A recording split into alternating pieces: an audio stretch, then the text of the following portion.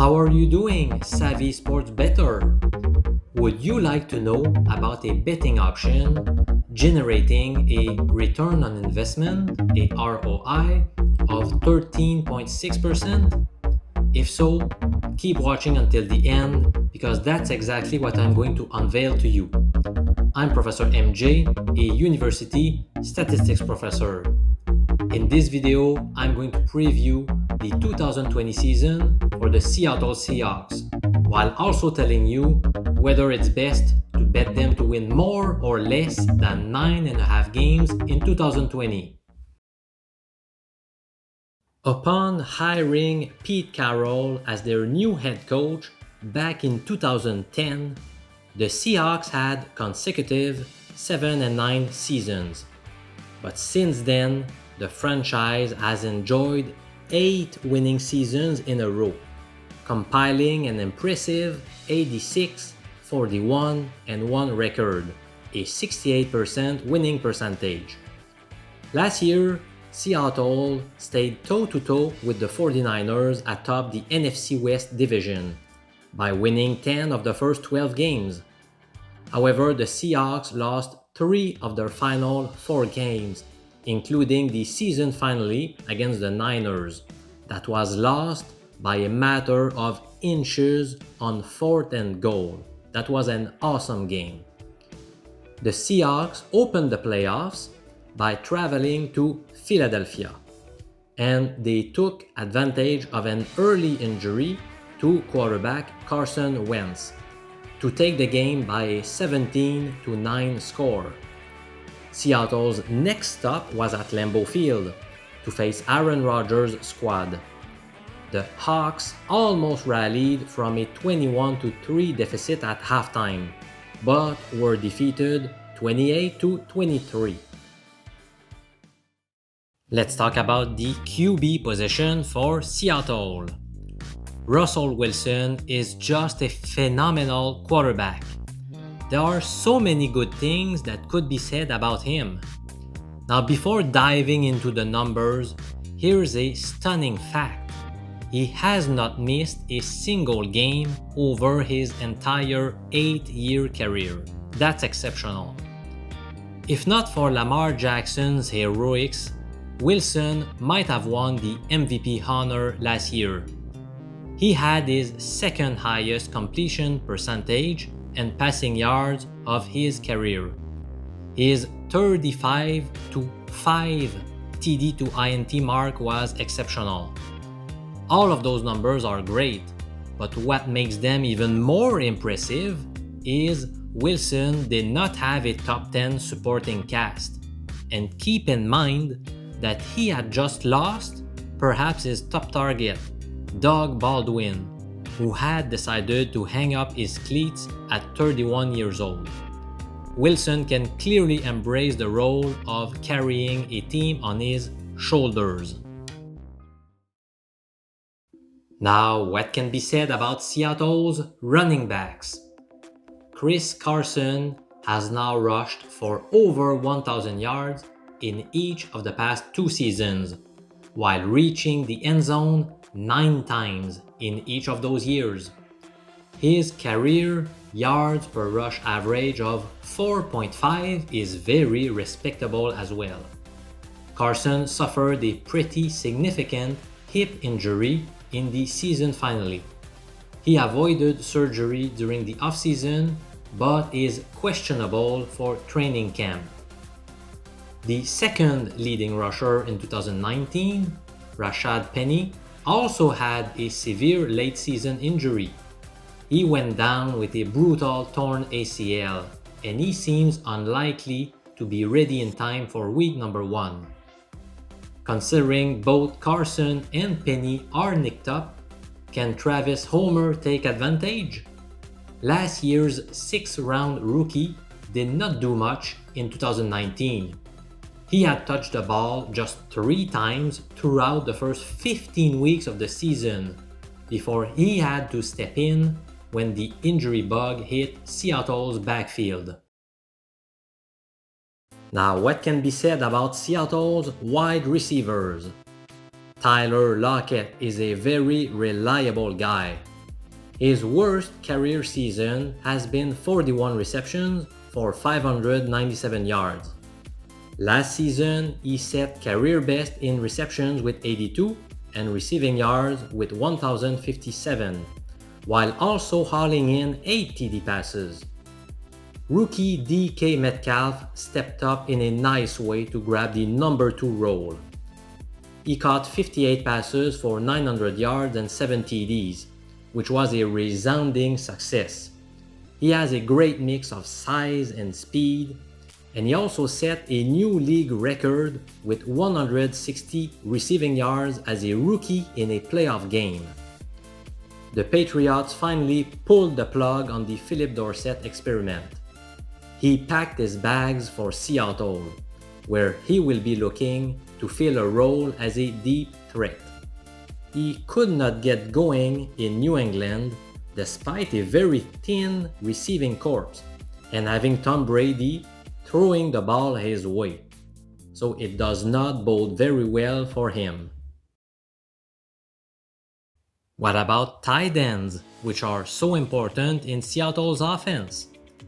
Greg Olson decided to hold off his project to call games on television for at least another year. He signed a $7 million one-year deal to join the Seahawks. He's clearly not the once dominant tight end he used to be, but the 35-year-old still caught 52 passes for close to 600 yards despite catching passes from Kyle Allen and Will Grier. Now, Jacob Hollister led the position in receptions last year with 41, but that's unlikely to happen again in 2020. He did his best, but keep in mind he was an undrafted guy who had caught just 8 passes in 2 years. Will Dissly got drafted in the 4th round in 2018. He missed most of his rookie season due to a torn right patellar tendon. This time he tore his left Achilles during the 6th game of the 2019 season after a promising start. His athletic abilities could be more limited after sustaining a major injury to both legs. As for Luke Wilson, he will be used as a blocking tight end. Let's go with the offensive line position. Right tackle German Ifedi left for Washington during the offseason, but that's fine from Seattle's perspective. The 2016 first-round pick has been a bust and clearly struggled throughout his career.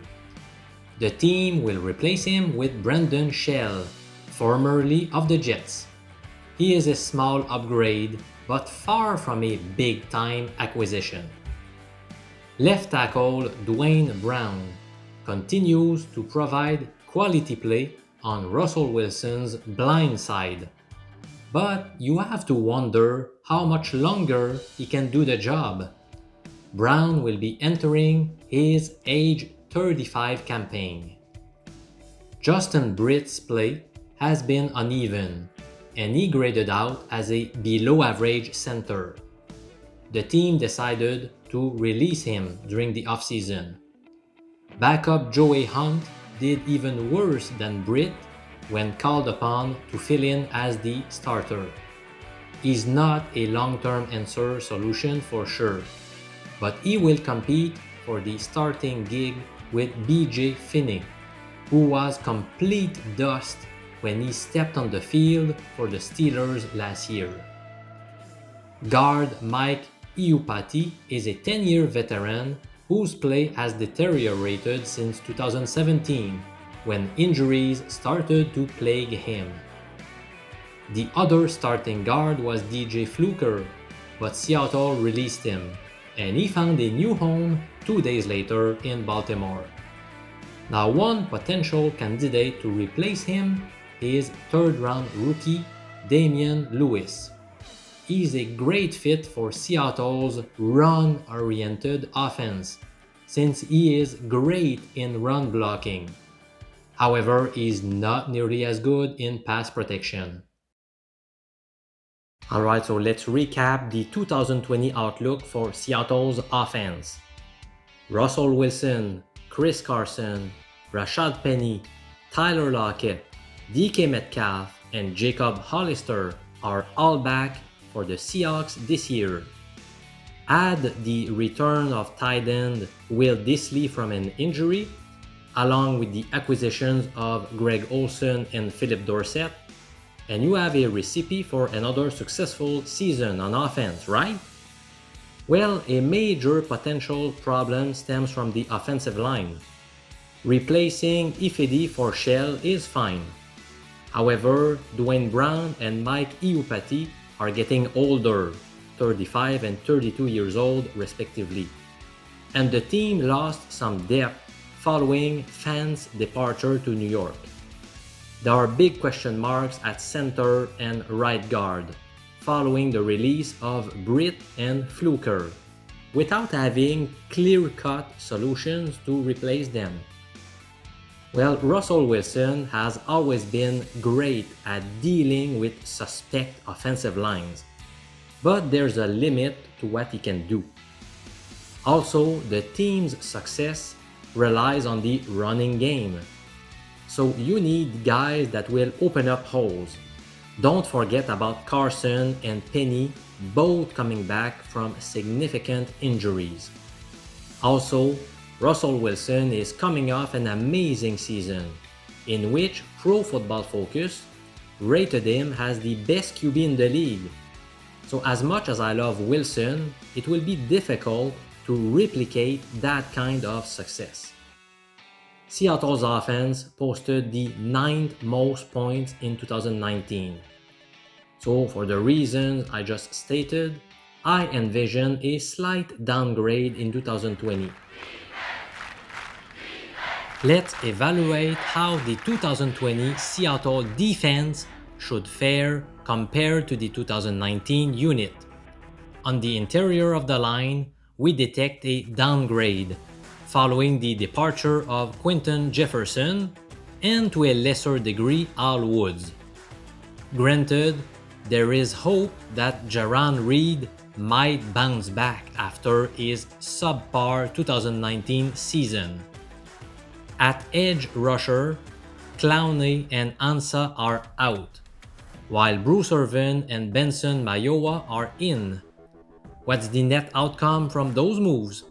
I'll go with a slight loss. At linebacker, Wagner and Wright are not young fellows anymore, but they are not old either. Wright had a subpar year and he certainly has a shot to do better in 2020. However, losing Michael Kendricks is not good news, albeit not a devastating blow either. We'll see if rookie Jordan Brooks can fill his shoes. Plugging Quinton Dunbar opposite Shaquille Griffin is an upgrade for sure, since Trey Flowers struggled mightily last year. At safety, we know what to expect from McDougald, which is respectable play. Now having Diggs for a full season instead of Tedrick Thompson is a vast improvement. So for all of those reasons, I am pegging Seattle's defense to stay around the same level as 2019. They finished 22nd in points allowed last year, and I expect them to secure a similar spot in 2020. Alert! Alert! It's now time to answer the question that has been in your mind since the beginning of this video. Is it best to bet the Seahawks to win more or less than 9.5 games in 2020? Well, according to an advanced statistical study, it is best to bet the over. That's right. Well, why is that? I simulated the 2020 NFL season 1 million times by following the win probabilities of the road and home teams as set by the odds by betonline.ag. You can see their odds on their website. After simulating the season 1 million times, my program counted the number of times the Seahawks won 10 games or more versus the number of times they won 9 games or less. And here are the results. In 49.4% of the cases, Seattle won 10 games or more. Now, even though that's less than 50%, it doesn't mean that it's a bad bet. It depends on the odds. And actually, the best odds available online right now are at William Hill, and the odds are plus 130. And that generates a ROI, a return on your money, of 13.6%. As for the under, it won in the remaining 50.6% of the cases.